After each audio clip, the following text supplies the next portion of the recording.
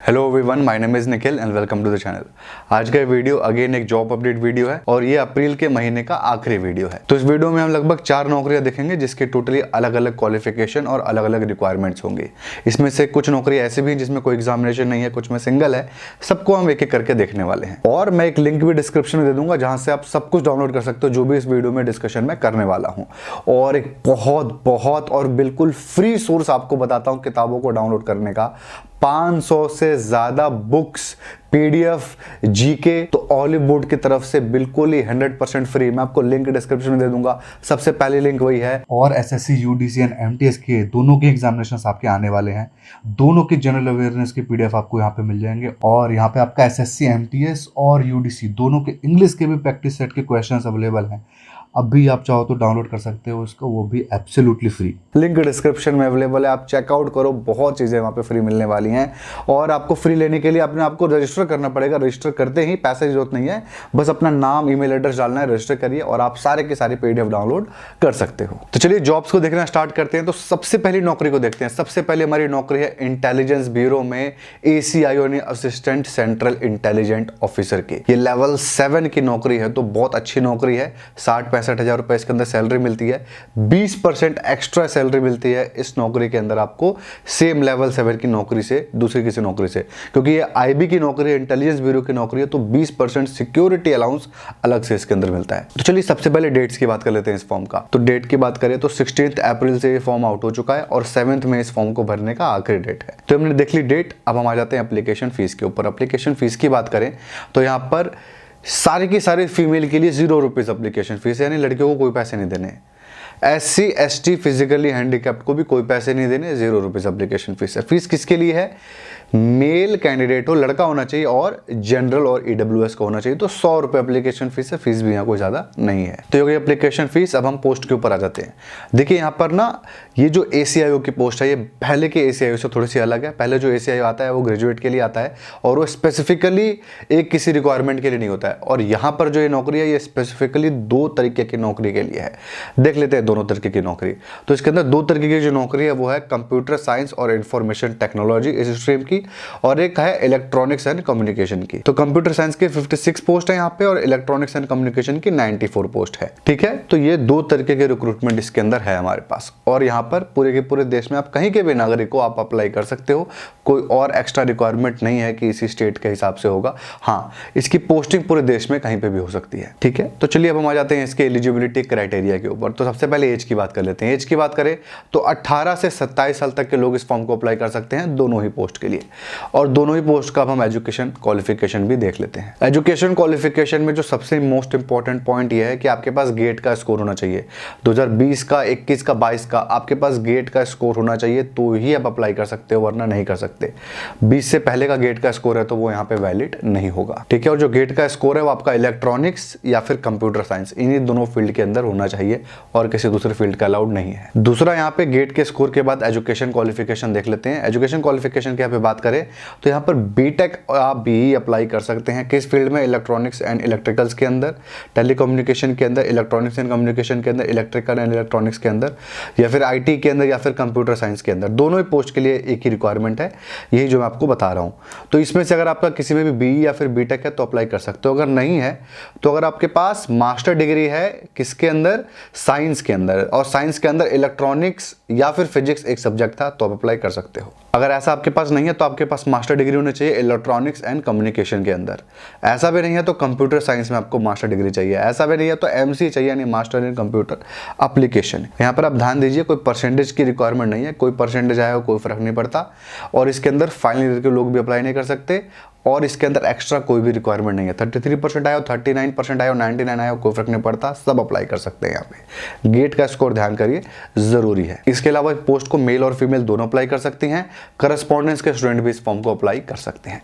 तो education qualification में कोई भी नाटक नहीं है। तो IB ACIO की जो हमारी नौकरी है उसका आपको प्रोसीजर समझ में आ गया, गेट के स्कोर पे होगा।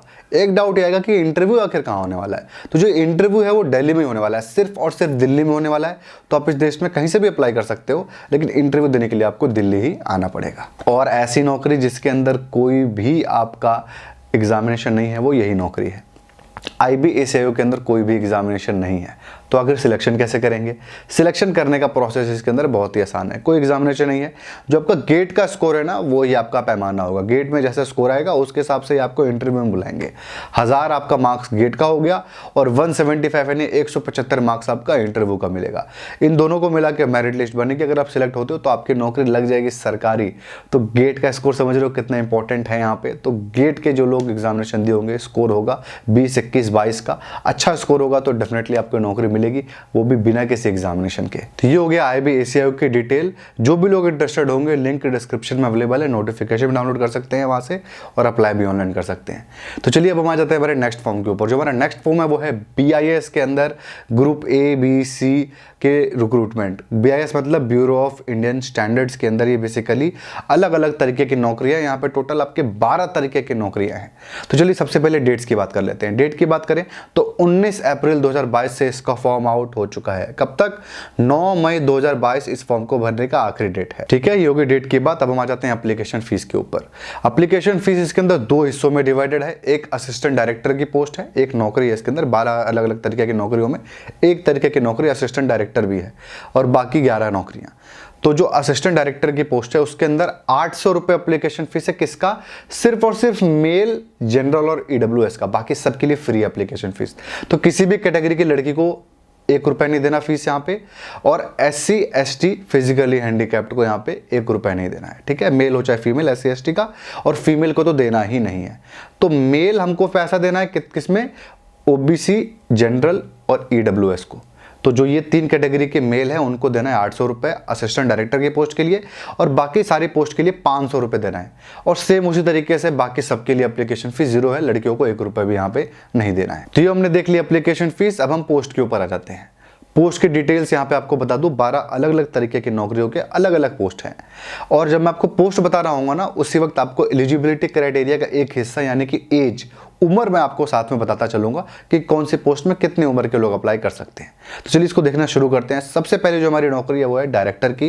डायरेक्टर लीगल, ये लेवल 12 की नौकरी है। तो इसके अंदर 1.25 लाख रुपए से 1.5 लाख रुपए सैलरी आपको मिलेगी। 56 यानी 56 साल तक के लोग इस फॉर्म को अप्लाई कर सकते हैं। टोटल 1 वैकेंसी है इसके अंदर। उसके बाद है असिस्टेंट डायरेक्टर की 3 आपकी पोस्ट है, एक हिंदी की, एक एडमिनिस्ट्रेशन की और उसके बाद मार्केटिंग की। तीनों लेवल 10 की नौकरियां है। 1 लाख रुपए के आसपास सैलरी होगी और तीनों ही पोस्ट के लिए 35 ईयर्स तक के लोग अप्लाई कर सकते हैं और तीनों में एक पोस्ट है। ये आपका हो गया ग्रुप A की पोस्ट दोनों। अब हम ग्रुप B में आ जाते हैं। ग्रुप B के अंदर जो तीनों ही नौकरियां हैं, personal assistant, assistant section officer और असिस्टेंट कंप्यूटर डिजाइन, ये तीनों ही लेवल 6 की नौकरियां हैं। तो इसके अंदर आपको 60,000 रुपए सैलरी मिलेगी और तीनों ही फॉर्म के लिए 30 साल तक के लोग अप्लाई कर सकते हैं। और सीट्स की बात करें तो 28 सीट है पर्सनल असिस्टेंट की, 47 असिस्टेंट सेक्शन ऑफिसर की और 2 सीट है आपके असिस्टेंट कंप्यूटर की। अब आ जाते हैं ग्रुप C के अंदर। ग्रुप C में आपका स्टेनोग्राफर, सीनियर सेक्रेटरीट असिस्टेंट और हॉर्टिकल्चर सुपरवाइजर, ये 3 आपकी पोस्ट है। ग्रुप C के अंदर जो आपकी पहली 2 पोस्ट बताया वो लेवल 4 की नौकरियां हैं। इनको 27 साल तक के लोग अप्लाई कर सकते हैं। सीनियर सेक्रेटरीट असिस्टेंट जो है उसमें 100 पोस्ट है, सबसे ज्यादा पोस्ट उसी के अंदर है। स्टेनोग्राफर की 22 पोस्ट है। हॉर्टिकल्चर लेवल 2 की नौकरी है, बहुत छोटी नौकरी है, 27 साल तक के लोग अप्लाई कर सकते हैं और इसके अंदर 1 पोस्ट है। इसके बाद ग्रुप B पोस्ट के अंदर और भी है, यहाँ पे टेक्निकल असिस्टेंट लेबोरेटरी है, लेवल 6 की नौकरी है, 30 साल तक लोग अप्लाई कर सकते हैं, 47 पोस्ट है। और इसके अंदर मैकेनिकल, केमिकल और माइक्रोबायोलॉजी, इसी 3 के डिसिप्लिन के अंदर ही आपका टेक्निकल असिस्टेंट की नौकरी है लेबोरेटरी के अंदर। इसके अलावा ग्रुप C में एक और पोस्ट है सीनियर टेक्नीशियन की, लेवल 4 की नौकरी, 27 साल तक लोग अप्लाई कर सकते हैं, 25 पोस्ट है। और इसके अंदर कारपेट वेल्डर और प्लम्बर की नौकरी है। ठीक है, आप सामने देख सकते हो स्क्रीन पे जो भी डिटेल्स है। तो हमने पोस्ट देख लिया और एज का क्राइटेरिया देख लिया। अब हम इसके अंदर एजुकेशन क्वालिफिकेशन के ऊपर आ जाते हैं। ठीक है, थोड़ा कॉम्प्लिकेटेड है, मैं इसलिए कह रहा हूँ ना, इसके अंदर बहुत सारी पोस्ट में एक्सपीरियंस की भी रिक्वायरमेंट है। जहां जहां ज्यादा एक्सपीरियंस चाहिए ना, वहां पे मैं इतना ध्यान नहीं दूंगा समझाने के लिए। तो यहाँ पे कुछ पोस्ट ऐसी जहां पे 10th भी अप्लाई कर सकते हैं, ग्रेजुएट भी अप्लाई कर सकते हैं, वहां पर थोड़ा ज्यादा अच्छे से समझाऊंगा। तो चलिए सबसे पहले एजुकेशन क्वालिफिकेशन देख लेते हैं। सबसे पहला है आपका असिस्टेंट डायरेक्टर हिंदी का। तो देखिए असिस्टेंट डायरेक्टर हिंदी का एजुकेशन क्वालिफिकेशन आप सुन लीजिए, लिखा हुआ पढ़ेंगे तो बहुत टेंशन हो जाएगा। यहाँ पे बहुत सिंपल है, आपको पोस्ट ग्रेजुएशन की डिग्री चाहिए। किसके अंदर? या हिंदी हो या तो इंग्लिश हो, इन दोनों में से किसी एक में पोस्ट ग्रेजुएशन की डिग्री आपको चाहिए। अगर आपकी पीजी की डिग्री हिंदी में है तो ग्रेजुएशन में इंग्लिश एक सब्जेक्ट जरूर होना चाहिए, और अगर आपकी पीजी की डिग्री इंग्लिश में है तो ग्रेजुएशन में हिंदी एक सब्जेक्ट जरूर होना चाहिए। ये इसकी रिक्वायरमेंट है। इसके साथ 5 साल का इसके अंदर आपको एक्सपीरियंस चाहिए टर्मिनोलॉजी के अंदर, हिंदी और इंग्लिश के। ठीक है। और ये एक्सपीरियंस भी आपकी पीएसयू में, सेंट्रल गवर्नमेंट, स्टेट गवर्नमेंट या फिर कोई स्टैट्यूटरी बॉडी या एनाटॉमी बॉडी के अंदर होना चाहिए, प्रेस्टिजियस जगह से होना चाहिए। तो चलिए नेक्स्ट पे आते हैं। नेक्स्ट हमारा assistant director administration and finance. इसके अंदर आपको एमबीए की डिग्री चाहिए।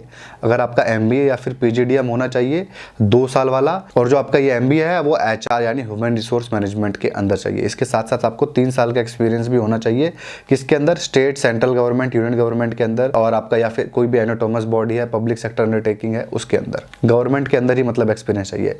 आपका अगला है असिस्टेंट डायरेक्टर मार्केटिंग का। इसके अंदर आपको एमबीए की डिग्री चाहिए मार्केटिंग की। अगर आपके पास नहीं है तो पोस्ट ग्रेजुएशन डिप्लोमा चाहिए मास कम्युनिकेशन में। अगर वो भी नहीं है तो मास्टर डिग्री या फिर पोस्ट ग्रेजुएशन डिग्री चाहिए आपको सोशल वर्क के अंदर। इसके साथ ही साथ आपको 5 साल का एक्सपीरियंस चाहिए मार्केटिंग या फिर मास कम्युनिकेशन या फिर सोशल वर्क, जो भी आपकी डिग्री होगी ना उसके हिसाब से आपको 5 साल का एक्सपीरियंस चाहिए। अब हम नेक्स्ट पोस्ट पर जाते हैं जो कि है पर्सनल असिस्टेंट। पर्सनल असिस्टेंट के अंदर कोई भी ग्रेजुएट अप्लाई कर सकता है बिना किसी परसेंटेज रिक्वायरमेंट के। ठीक है, बस यहाँ पर एक ही चीज़ की रिक्वायरमेंट है, वो क्या है, कंप्यूटर प्रोफिशिएंसी टेस्ट लेवल 6 चाहिए, नेशनल स्किल क्वालिफिकेशन फ्रेमवर्क का। इसके बारे में आपको थोड़ी देर में बताता हूँ, बस नीचे की भी इसकी एक और क्वालिफिकेशन उसको भी देख लेते हैं। इसके अंदर बेसिकली शॉर्ट हैंड का आपका टेस्ट लेंगे, जिसके अंदर आपका होना चाहिए कितना 100 वर्ड्स पर मिनट का आपका होना चाहिए। ठीक है, 7 मिनट वो आपको देंगे और 45 मिनट्स आपको देंगे, वो आपको मतलब उसको लिखना होगा। ठीक है, तो इसके अंदर बेसिकली कंप्यूटर का भी नॉलेज डिमांड कर रहा है। ठीक है, ये आपको समझ में आया। अब हम आ जाते हैं वापस level 6 national skill qualification framework के ऊपर कि आखिर ये क्या है। इसके अंदर मैं बहुत ज़्यादा समझाऊँ, 1 घंटा समझाने के लिए है, इसके अंदर बहुत कुछ समझाने के लिए है।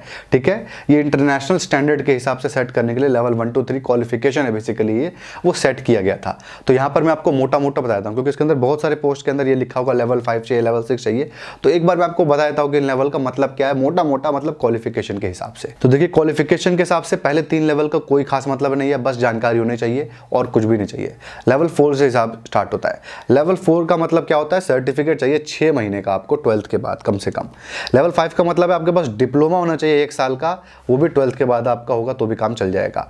यहाँ पे लेवल 6 का डिमांड कर रहा था, याद है, इसमें आपको चाहिए एडवांस डिप्लोमा, जो कि 2 साल का कम से कम आपको चाहिए। आप अपने कब किया है कोई फर्क नहीं पड़ता। लेवल 7 का मतलब है बैचलर इन वोकेशनल डिग्री चाहिए आपको 3 साल की। ठीक है, और आप 12th के बाद भी कर सकते हो। लेवल 8 है पीजी डिप्लोमा चाहिए 1 साल का। ठीक है, अब और वो भी आपका चाहिए बी वोकेशनल के बाद आपका वो होना चाहिए। लेवल 9 चाहिए आपको एम वोकेशनल की डिग्री चाहिए, वो भी बी वोकेशनल के बाद ही 2 साल की होनी चाहिए। लेवल 10 है हमारा रिसर्च लेवल, जो कि एमफिल होते हैं, पीएचडी डिग्री लेते हैं, उनके लिए लेवल 10 है। ठीक है, तो आपको लेवल 6 का मतलब समझ में आया। पर्सनल असिस्टेंट की नौकरी के लिए लेवल 6 यानी एडवांस डिप्लोमा आपको चाहिए 2 साल का। तो जो डोएक ओ लेवल होता है यानी ऑर्डिनरी, और डोएक ए लेवल होता है एडवांस, तो एडवांस आपके पास अगर होगा तो एडवांस डिप्लोमा है। अगर ये डिग्री नहीं होगी ना तो अप्लाई मत करना, और होगी ना तो जरूर अप्लाई करना, बहुत कम लोग इस डिग्री वाले अभी अवेलेबल है। अब नेक्स्ट पोस्ट पे आते हैं। नेक्स्ट पोस्ट है हमारा असिस्टेंट सेक्शन ऑफिसर। इसके अंदर भी सेम ग्रेजुएशन की डिग्री चाहिए और आपको लेवल 6 होना चाहिए, और इसके अंदर और कोई टेस्ट नहीं होगा। लेवल 6 एडवांस डिप्लोमा भी चाहिए कंप्यूटर के अंदर, और आपका कंप्यूटर की छोटी सी टेस्ट भी लेंगे। नेक्स्ट पोस्ट है हमारा असिस्टेंट, जो कि कंप्यूटर एडेड डिजाइन का है। तो असिस्टेंट कंप्यूटर एडेड डिजाइन के अंदर जो आपकी रिक्वायरमेंट है वो है ग्रेजुएशन डिग्री की साइंस में, साथ में 5 साल का एक्सपीरियंस चाहिए ऑटो कैड का, और वर्किंग नॉलेज चाहिए आपको टाइपोग्राफी का। अगर ये नहीं है तो सेम डिग्री होनी चाहिए, 5 साल का एक्सपीरियंस ऑटो कैड में होना चाहिए, और आपको ड्राफ्टमैनशिप की नॉलेज होनी चाहिए।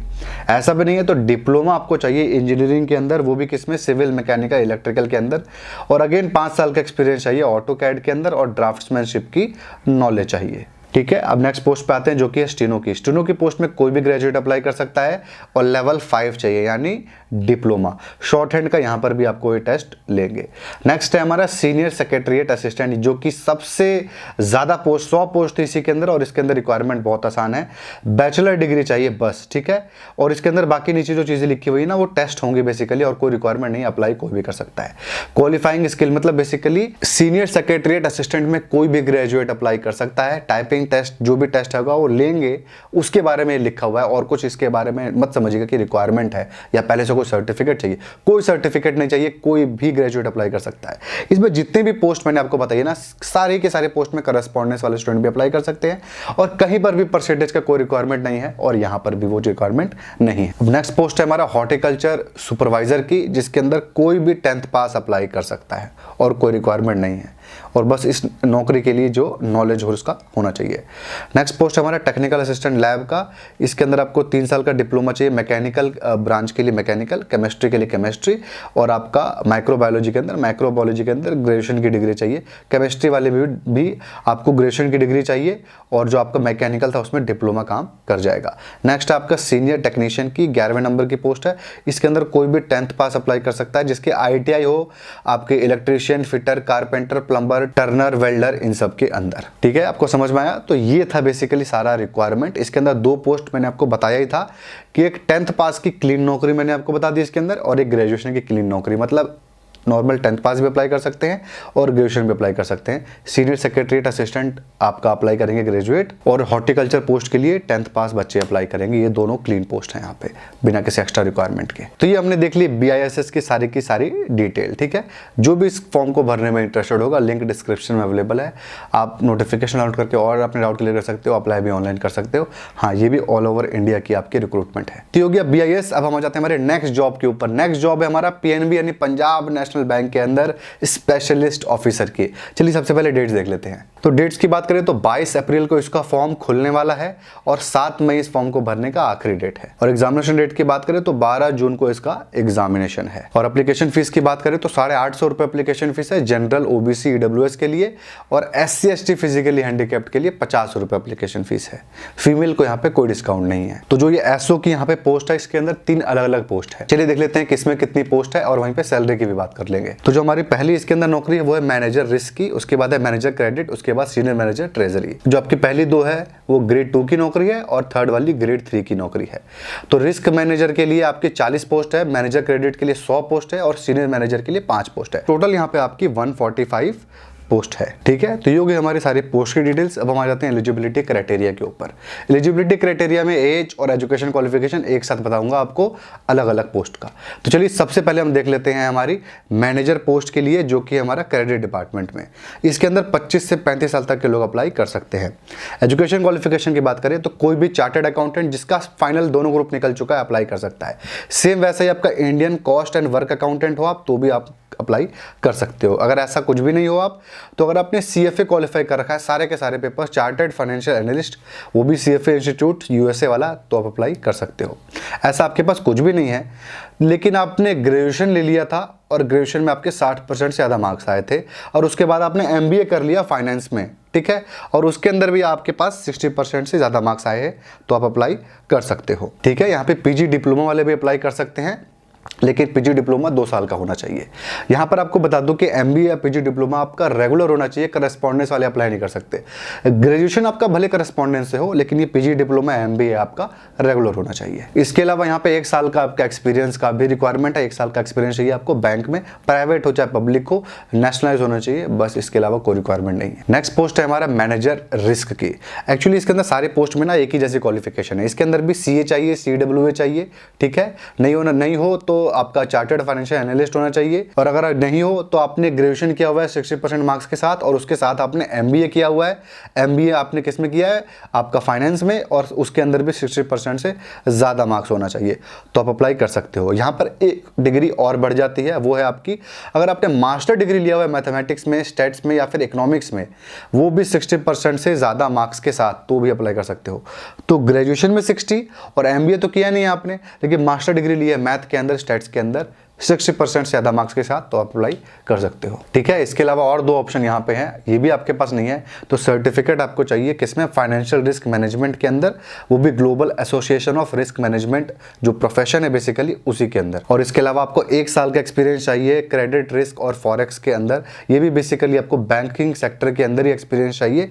वो आपका प्राइवेट भी हो सकता है, पब्लिक भी हो सकता है, बस नेशनलाइज बैंक होना चाहिए। ठीक है, और इस पोस्ट को भी 25 से 35 साल तक के लोग अप्लाई कर सकते हैं। चलिए अब हम थर्ड पे आ जाते हैं। थर्ड हमारा है लेवल 3 की यानी ग्रेड 3 की नौकरी है, वो आपकी थी सीनियर मैनेजर ट्रेजरी की। इसके अंदर भी आपको 25 से 37 साल यानी 2 साल बढ़ गया, 37 ईयर्स तक के लोग अप्लाई कर सकते हैं। बाकी सारी क्वालिफिकेशन इसके अंदर सेम है। चार्टर्ड अकाउंटेंट हो अप्लाई कर सकते हो, CW अप्लाई कर सकते हो, नहीं हो तो चार्टर्ड फाइनेंशियल एनालिस्ट हो तो अप्लाई कर सकते हो। ये भी नहीं है तो ग्रेजुएशन के अंदर आपके 60% से ज़्यादा मार्क्स चाहिए, प्लस उसके साथ आपका MBA होना चाहिए और MBA में भी 60% से ज़्यादा मार्क्स आना चाहिए। MBA आपका फाइनेंस ही होना चाहिए, और आपका MBA अगर नहीं है तो PG डिप्लोमा है 2 साल का, तो भी काम चल जाएगा। और MBA PG डिप्लोमा दोनों ही आपका रेगुलर कोर्स के थ्रू होना चाहिए, करस्पॉन्डेंस वाले अप्लाई नहीं कर सकते।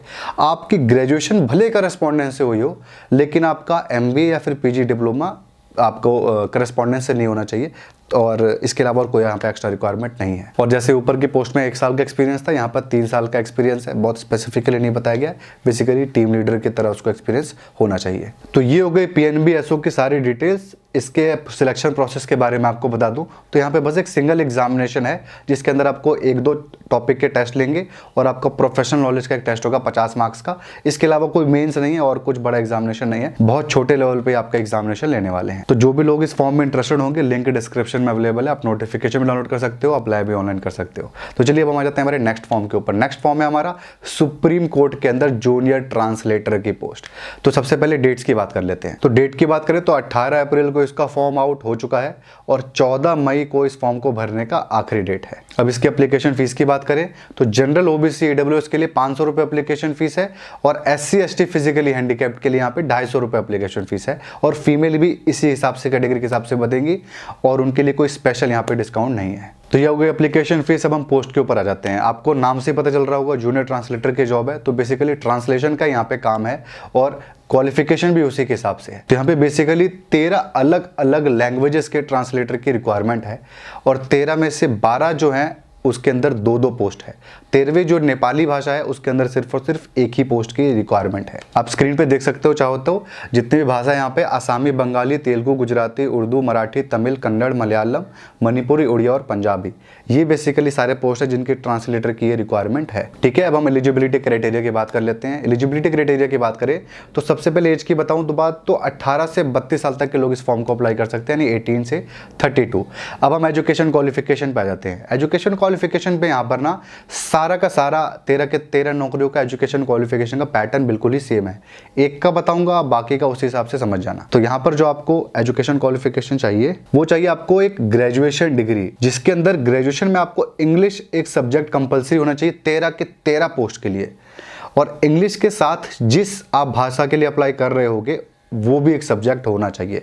जैसे आपने आसाम में अप्लाई किया आसामी भाषा के लिए, तो इंग्लिश और आसामी आपका सब्जेक्ट होना चाहिए ग्रेजुएशन के अंदर। सिर्फ इतना ही नहीं है, इसके साथ आपको 2 साल का एक्सपीरियंस भी चाहिए। जो आपकी भाषा होगी ना उस भाषा को, मतलब इंग्लिश से उस भाषा में ट्रांसलेशन करने का, मतलब इंग्लिश टू आसामी का आपको 2 साल का एक्सपीरियंस चाहिए। आसामी टू इंग्लिश का आपके पास एक्सपीरियंस हो ना हो कोई फर्क नहीं पड़ता, लेकिन इंग्लिश से आसामी भाषा में कन्वर्जन का आपको 2 साल का एक्सपीरियंस चाहिए, और साथ ही में कंप्यूटर की भी नॉलेज यहाँ पे चाहिए। तो सारे के सारे पोस्ट का यही सेम पैटर्न है। बंगाली के लिए भी यही चाहिए, ग्रेजुएशन में आपका इंग्लिश और बंगाली दोनों एक सब्जेक्ट चाहिए, और इंग्लिश से बंगाली का ट्रांसलेशन का 2 साल का आपको एक्सपीरियंस चाहिए। इसके अलावा और रिक्वायरमेंट को यहाँ पे नहीं है, वैसे ये खुद ही हैवी रिक्वायरमेंट है, बट बहुत कम लोग अप्लाई करते हैं। 2 पोस्ट का मतलब ये नहीं है कि बहुत ज़्यादा भीड़ लगने वाली है, बहुत कम लोग अप्लाई करते हैं, बहुत कम लोगों के पास ये क्वालिफिकेशन होती है। कट ऑफ भी इसका बहुत कम जाता है, एग्जामिनेशन का भी जो लेवल है बहुत नॉर्मल है। तो ये हमने देख लिया, इसके अलावा और कोई डिटेल नहीं है इस नौकरी के लिए। इसका भी लिंक आपको डिस्क्रिप्शन में मिल जाएगा नोटिफिकेशन का और ऑनलाइन अप्लाई करने के लिए। तो आपने 4 नौकरी देख ली इस महीने के लिए, वो काफ़ी है। अब नेक्स्ट मंथ हम मिलेंगे और उस मंथ की जॉब हम नेक्स्ट मंथ ही देखने वाले हैं। तो बस ये था आज के वीडियो में। आई होप आपको इस वीडियो से फायदा मिला होगा। अगर आपको इस वीडियो से फायदा मिला तो आप इस वीडियो को लाइक जरूर करें, कमेंट करें अपने डाउट को, और अगर आपको ऐसे और वीडियोस देखने होंगे तो आप इस चैनल को भी जरूर सब्सक्राइब करें। Thank you.